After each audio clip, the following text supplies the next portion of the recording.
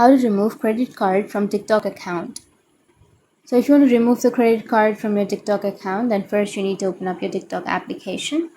Once you open up your TikTok, now go for the profile, which is on the bottom right. Once you're on the profile, go for the upper right, which has that three-bar icon. Tap on settings and privacy. Once you're under the settings and privacy, tap on balance option. Once you tap on balance, then here you will have an option of gift revenue, right? So I don't have any gift revenues right now, but if you have your gift revenue, then on the right side of the gift revenue, you will have arrow, a little arrow. You can simply tap on that arrow. Once you tap on that arrow, you will have a withdraw option.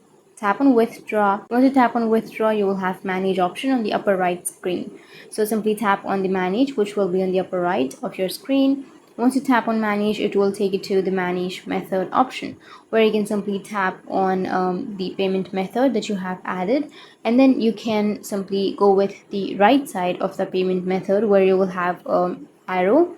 Once you tap on the arrow, you will have an option of delete on the bottom of your screen. Once you tap on delete, then you will delete the payment method, and that's how you can delete your payment method.